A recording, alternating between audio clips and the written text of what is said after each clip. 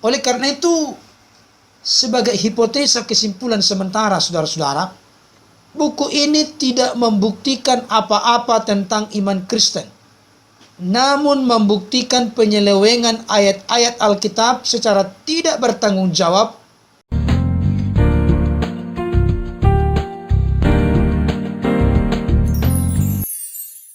Shalom, saudara-saudara. Kita kembali akan melanjutkan tanggapan atas buku Dialog Masalah Ketuhanan Yesus yang ditulis oleh Kiai Haji Bahauddin Mudori dan yang diterbitkan oleh Kiblat Center, yaitu dialog yang terjadi antara Kiai Haji Bahauddin Mudori dengan seorang bernama Antonius Widuri.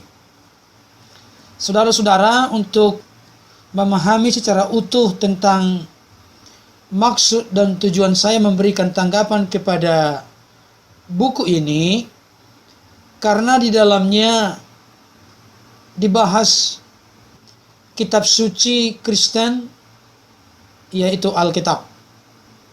Dan saya melihat dari seluruh rangkaian dialog antara Kiai Haji Bahauddin Mudori dengan Antonius Widuri, ada banyak ayat-ayat firman Tuhan yang disalah mengerti, dan oleh karena itu saya sebagai orang Kristen yang memiliki kitab suci Alkitab merasa bertanggung jawab memberikan tanggapan untuk meluruskan pengajaran-pengajaran kekristenan yang diartikan secara salah, keliru, bahkan menyimpang.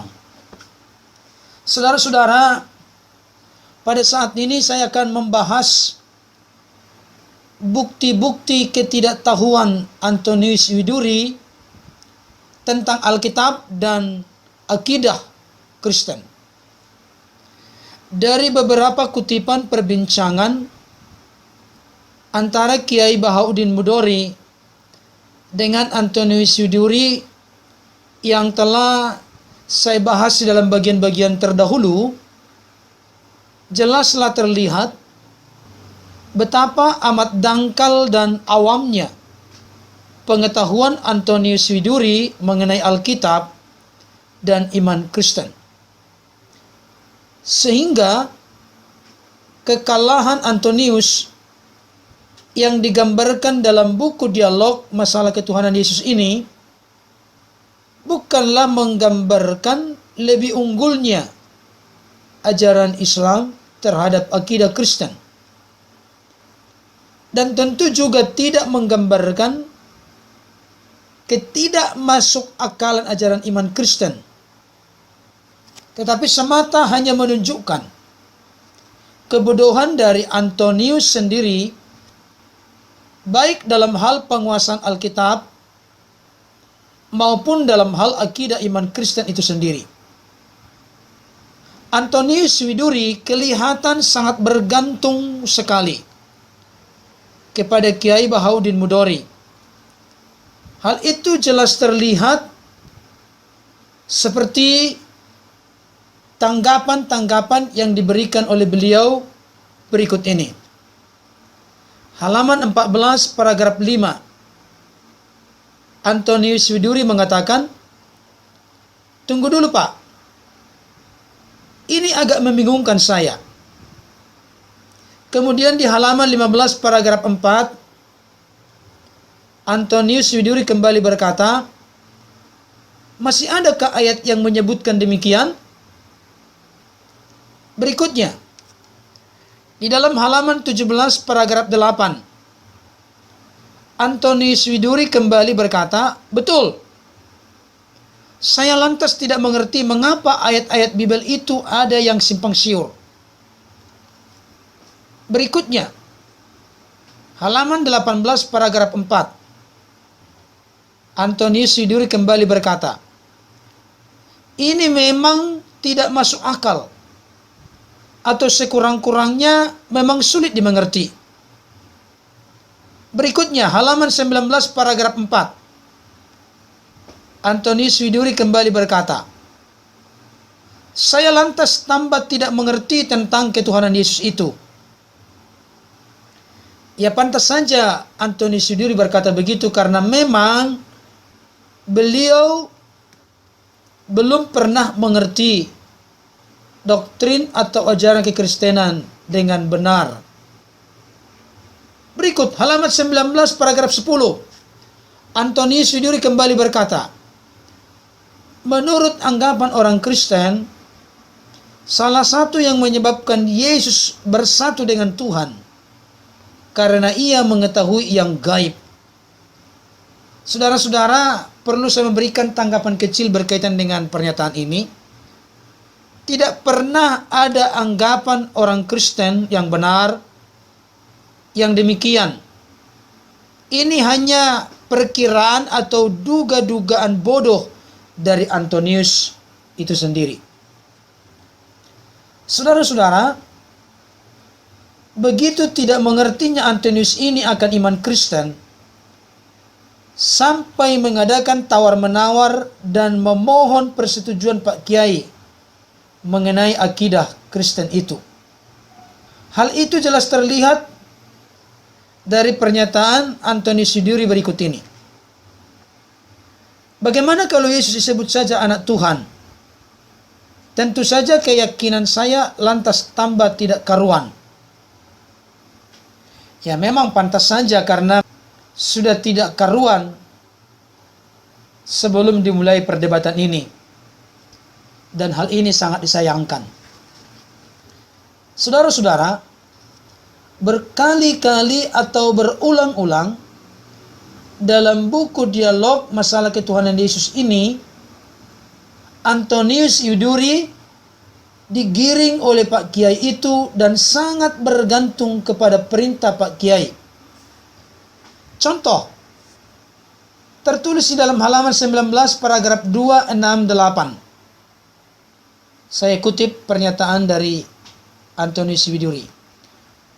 Mestinya tidak juga. Benar begitu? Mestinya begitu. Dan ketika disuruh Pak Kiai untuk membuka Alkitab, dia sudah bersikap sebagai seorang murid yang taat kepada guru agamanya. Hal itu semakin jelas terlihat dari penggalan jawaban dari Antonius Widuri dari halaman 20, paragraf 2, 6, 8, 10, halaman 21 paragraf 4. Baik, ayat ini menyebutkan. Baik, di situ disebutkan. Baik, ayat ini menyebutkan. Saudara-saudara, secara jelas kita menjumpai bahwa sikap Antonius sang murid baru yang taat kepada guru agamanya seperti ini di seluruh buku dialog masalah ketuhanan Yesus ini.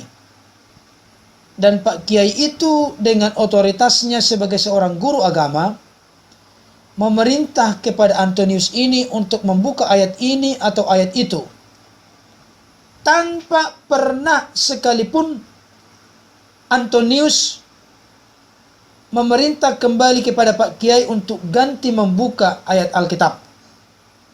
Malah sebaliknya, saudara-saudara, sikap Antonius ini tercetus dalam kata-kata di bawah ini sebagai klimaks ketergantungannya kepada Pak Kiai dan kebodohannya sendiri. Dan Antonius tidak sadar atau memang membiarkan diri digiring dan telah dijebak pada penyelewengan penafsiran ayat-ayat Alkitab oleh Pak Kiai itu. Hal itu jelas terlihat dari halaman 48 paragraf 2. Demikian pernyataan Antonius Widuri. Bapak hafal betul ayat-ayat di kitab Injil. Saudara-saudara, disinilah Antonius sudah jatuh terpesona dan kagum pada kebolehan Pak Kiai yang hafal ayat-ayat Alkitab itu. Dan Antonius tidak tahu bahwa Pak Kiai telah menyelewengkan tafsir ayat-ayat itu secara membabi buta agar cocok dengan pandangannya. Saudara-saudara, saya perlu mengingatkan kepada siapapun kita yang mendengarkan tanggapan saya ini. Hafalnya seseorang akan ayat-ayat Alkitab belum tentu orang itu mengerti maknanya dengan benar. Iblis pun sangat hafal ayat Alkitab. Saudara-saudara bisa bandingkan dari Matius 4 ayat 3 dan 5. Namun iblis tetaplah iblis. Oleh karena itu, jangan pernah kita terkecoh kepada seseorang yang hanya hafal ayat Alkitab saja. Karena untuk tujuan tertentu, orang akan rela menghafal ayat-ayat Alkitab, karena Alkitab seperti semua buku apapun yang ada di dunia, dapat dihafal oleh siapapun, termasuk oleh orang ateis dan iblis. Dan tentunya itu ditafsirkan semau-maunya, seperti yang dilakukan Pak Kiai ini untuk menjebak orang yang tidak paham makna sebenarnya dari Alkitab, seperti halnya Antonius Widuri.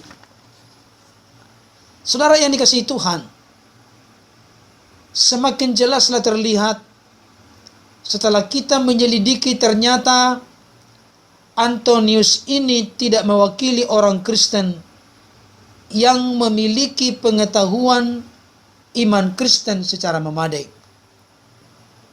Oleh karena itu, sungguhlah sangat memalukan kalau buku semacam ini dipropagandakan untuk menunjukkan kelemahan-kelemahan iman Kristen. Karena yang lemah bukan iman Kristennya, namun sosok Antonius yang awam itu yang lemah. Yang tidak masuk akal bukan iman Kristen, namun manusia Antonius itu yang bingung. Oleh karena itu, sebagai hipotesa kesimpulan sementara, saudara-saudara, buku ini tidak membuktikan apa-apa tentang iman Kristen, namun membuktikan penyelewengan ayat-ayat Alkitab secara tidak bertanggung jawab yang dilakukan oleh Kiai Bahaluddin Budori. Saudara-saudara yang dikasihi oleh Tuhan, demikian pembahasan kita dalam tanggapan dialog masalah ketuhanan Yesus yang ditulis oleh Kiai Haji Bahaluddin Budori dan diterbitkan oleh Kiblat Center, yaitu dialog yang terjadi antara Kiai Haji Bahaluddin Budori dengan Antonius Widuri.